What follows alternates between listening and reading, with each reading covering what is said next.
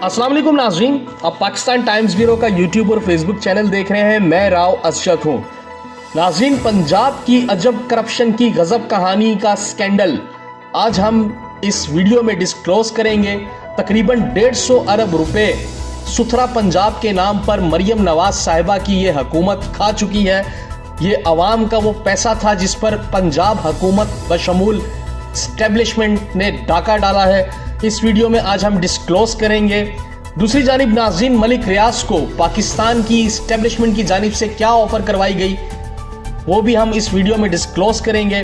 और इकबाल संघेड़ा ADCR सियालकोट कौन क्यों ख्वाजा आसिफ को PMLN की क़यादत को अपने इस्तीफे की धमकी देनी पड़ी सिर्फ इकबाल संघेड़ा के लिए। पंजाब हुकूमत जैसे ही वजूद में आई वो पंजाब की आवाम के लिए सुथरा पंजाब के नाम से एक प्रोजेक्ट लेकर आई जिसमें 150 से ज़ायद तहसीलों को साफ सुथरा रखना था। साफ सुथरा रखने के लिए पंजाब हुकूमत की जानिब से कुछ प्राइवेट कंपनीज को इन 150 तहसीलों के लिए टेंडर्स दिए गए। जी हाँ, ये वही प्राइवेट कंपनीज थी जो मरियम नवाज और पंजाब हुकूमत के MPs के फ्रंटमैन्स की थी, जिन्होंने बराबर तरीके से पंजाब हुकूमत से फंड लिया।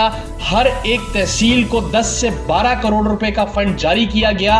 नाजरीन, आप अंदाज़ा लगा सकते हैं कि 150 से ज़ायद तहसीलों के लिए यह तकरीबन 150 से 200 अरब रुपए का फंड था जो तकरीबन इन प्राइवेट कंपनीज को दिया गया। लेकिन अब जाकर यह चीज़ डिस्क्लोज होती जा रही है कि इस फंड का 70 से 80% हिस्सा ये प्राइवेट कंपनीज खा चुकी हैं। कहीं भी हमें साफ सुथराई पंजाब में नजर नहीं आ रही और ये वो स्कैंडल है जिसके ऊपर पाकिस्तान का रवायती मीडिया अभी बात करने को तैयार नहीं। पाकिस्तान की एस्टेब्लिशमेंट को अगर जर्रा बराबर भी इस करप्शन से फर्क पड़ता है, पाकिस्तान में करप्शन से फर्क पड़ता है। अक्सर औकात हमें पाकिस्तान आर्मी के DG ISPR साहिब ये बोलते हुए नजर आते हैं कि पाकिस्तान आर्मी के लिए या फील्ड मार्शल, जो मौजूदा फील्ड मार्शल है, हमारे कुछ रवायती सहाफ़ी हैं जो उनके लिए तारीफों का तांता बांधते हैं कि जो मौजूदा आर्मी चीफ है उनके लिए करप्शन बहुत ज़्यादा मैटर करती है। अगर वाकई ही पाकिस्तान के मौजूदा आर्मी चीफ और फील्ड मार्शल और पाकिस्तान की एस्टेब्लिशमेंट के लिए ये करप्शन इतनी ही ज़्यादा मायने खेज है तो ये वो स्कैंडल है जो सामने पड़ा है। अगर इस स्कैंडल को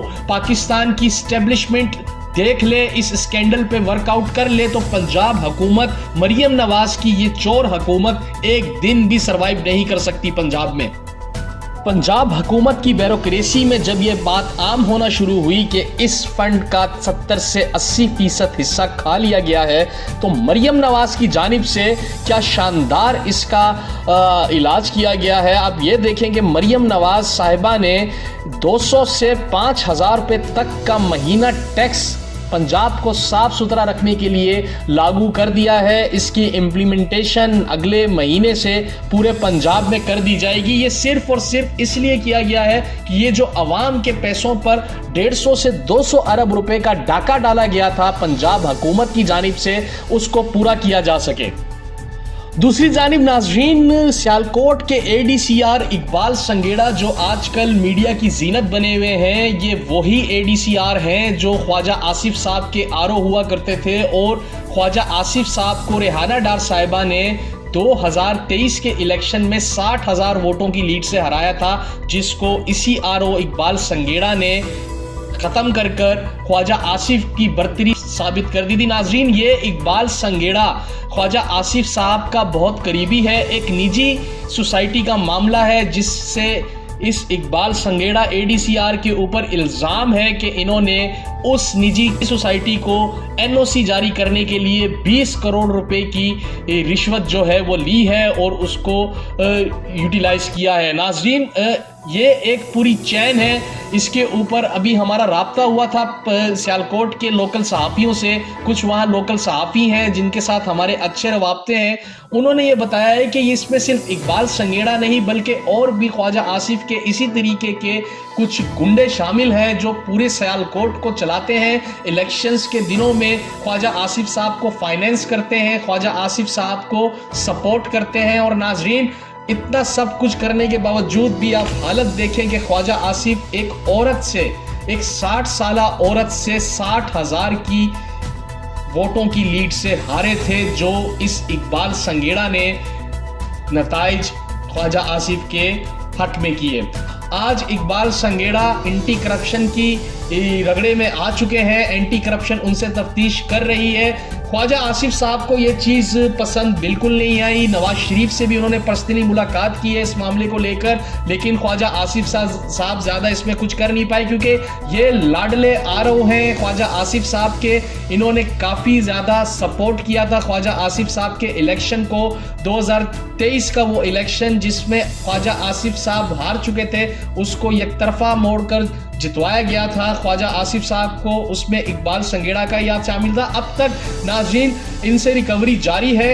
इकबाल संघेड़ा से कम भी 20 से 30 करोड़ रुपए की रिकवरी कर ली गई है। बाकी रिकवरीज भी जारी हैं। कुछ लैंड क्रूजर्स, कमर्शियल प्लॉट्स इनकी मलकियत में निकले हैं। आने वाले दिनों में और ये क्या चीज़ें डिस्क्लोज करते हैं और ये किन किन लोगों को इसमें शामिल करते हैं कि किन किन लोगों का इस निजी कंपनी को एनओसी देने में रिश्वत में हाथ था, ये हम आने वाले दिनों में आपसे शेयर करेंगे। लेकिन नाज़रीन बड़ी हैरत की बात है, पाकिस्तान की मिलिट्री इस्टेब्लिशमेंट के लिए वाकई ही अगर करप्शन इतनी ज़्यादा अहम है तो ये खुले स्कैंडल्स हैं, जो इकबाल संघेड़ा जैसे स्कैंडल्स, सुथरा पंजाब के जैसे स्कैंडल्स। और अगर पाकिस्तान की इस्टेब्लिशमेंट को वाकई ही इतना ज़्यादा फर्क पड़ता है पाकिस्तान में करप्शन से, तो रिसेंटली जो चीनी के नाम पर स्कैंडल पूरे पाकिस्तान में किया गया है, पाकिस्तान की आवाम पर जो डाका डाला गया है, चीनी की कीमत को कहां से कहां तक पहुंचाया गया है, अगर पाकिस्तान की मिलिट्री इस्टेब्लिशमेंट इस पर काम कर ले तो पाकिस्तान की मिलिट्री इस्टेब्लिशमेंट को वाकई ये समझा जा सकता है कि उनको पाकिस्तान में करप्शन से फर्क पड़ता है। नाज़रीन पाकिस्तान की इस्टेब्लिशमेंट की जानिब से मलिक रियाज को ऑफर कराई गई है। वो ऑफर क्या है हम आपको बताते हैं। नाज़रीन अगर अब तक आपने पाकिस्तान टाइम्स ब्यूरो को सब्सक्राइब नहीं किया तो ज़्यादा से ज़्यादा इसे सब्सक्राइब करें, दोस्तों में शेयर करें, बेल आइकन को प्रेस करें ताकि आप तक हम इंफॉर्मेटिव वीडियोस वक्त पर पहुंचा सकें।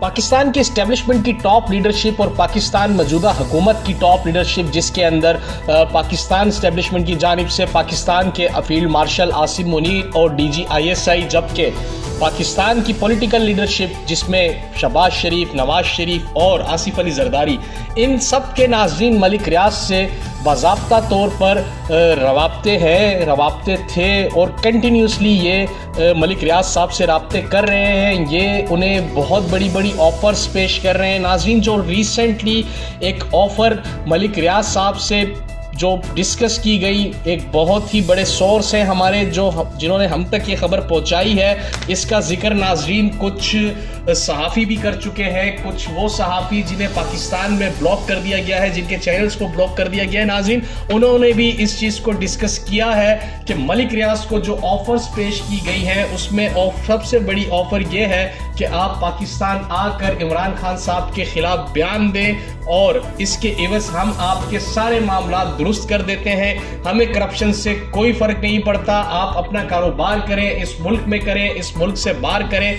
आपकी प्रॉपर्टीज़ की नीलामी रोक दी जाएगी। आपको सिर्फ इतना करना है कि पाकिस्तान आकर इमरान खान साहब के ख़िलाफ़ बयान देना है। नाज़रीन उस सोर्स ने यह भी चीज़ कंफर्म की है कि जवाबी तौर पर जो मलिक रियाज का जवाब आया है उसमें मलिक रियाज ने ये कहा कि मैं कुरान का हल्फ लेकर ये चीज़ कहने को तैयार हूँ कि इमरान खान साहब ने कभी मुझसे कोई फ़ायदा हासिल नहीं किया, ना ही मैंने कोई उन्हें फ़ायदा दिया।